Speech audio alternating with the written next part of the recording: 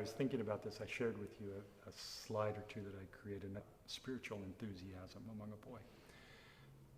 Our world gives us the perception that people that are successful are on this straight line trajectory to success, right? Right.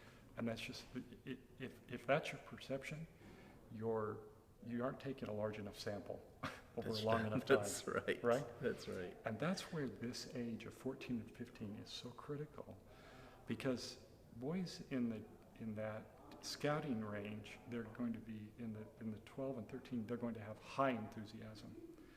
And there is no way to sustain that enthusiasm all the way through your teenage years. Right. It's going to decline. And this age of 14 and 15 is when it declines. Yes.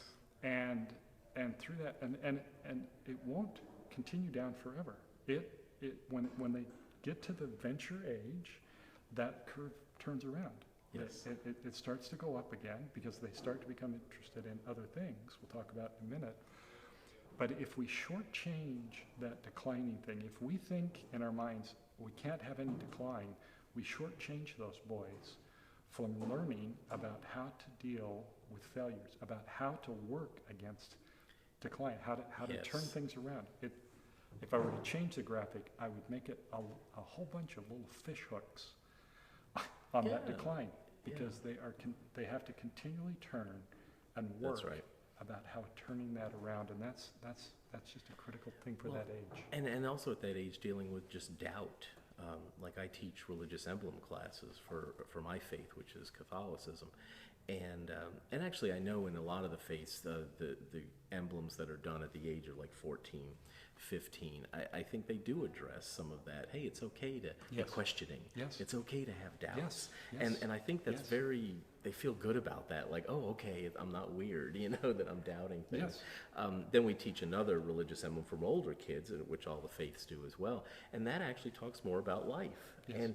And I actually will say to them, you're going to go away to college. Maybe you're going to get into some other things. You might even fall away from your faith a little bit. You might, I said, but you can always come back. Yes. God always is welcoming. So don't think that anything is final, and don't think that what you're feeling now is what you're going to be feeling tomorrow. Let yourself feel what you're feeling. Go through what you're going through. Yes. Go through those ups and downs. I said, but if you're trained right, if you've learned right, if your heart's right, you're going to always end up in the right place. That's really well said. That age, so that 14, 15-year-old age, they need physical activities. Yes. They need a little bit more failure. They desire to be older and 16, but they're also easily overwhelmed. Yes. If you start to, so I always kind of couch this a little bit. In the varsity program, we talked about high adventure, and in the venture program, we talk about high adventure. When I teach varsity leaders, I would say, listen, we call this high adventure for the boys, but it's really medium adventure. Yes. Right? Yes. They're not yet ready for all of the challenges. They need some challenges that will allow them to have to have some failure.